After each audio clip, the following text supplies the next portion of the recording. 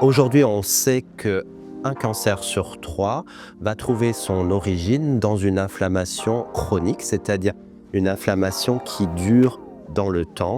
Donc, il est essentiel de comprendre l'origine de cette inflammation chronique qui conduit au cancer.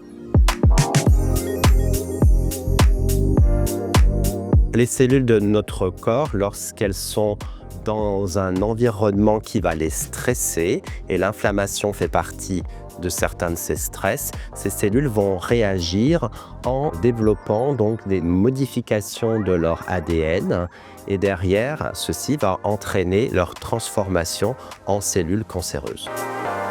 Ce que nous avons découvert, c'est que parmi les soldats du système immunitaire, nous avons des globules blancs qui, au lieu de défendre notre corps contre les cellules cancéreuses, ils vont en fait favoriser le développement des cellules cancéreuses. L'intérêt de nos travaux, c'est le côté diagnostic préventif, c'est-à-dire de dire à madame ou à monsieur X, attention, vous avez ces cellules-là, on va vous suivre régulièrement puisque vous avez peut-être une chance plus importante de développer un cancer et soigner très précocement les patients. L'autre intérêt de nos travaux, c'est que nous avons aussi découvert une protéine qui bloque le développement de ces cellules qui conduisent au cancer.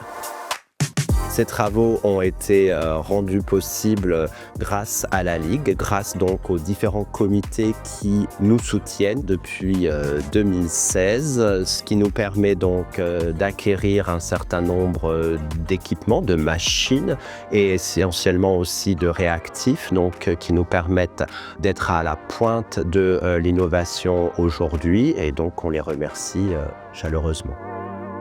L'important aujourd'hui, c'est de rester mobilisé de façon à ce qu'on enrichisse ces travaux qui sont limités à un type de cancer qui est le cancer de l'intestin, mais que pour demain, on ait un élargissement à l'ensemble des cancers, et ce pour le bien et la prise en charge rapide des patients.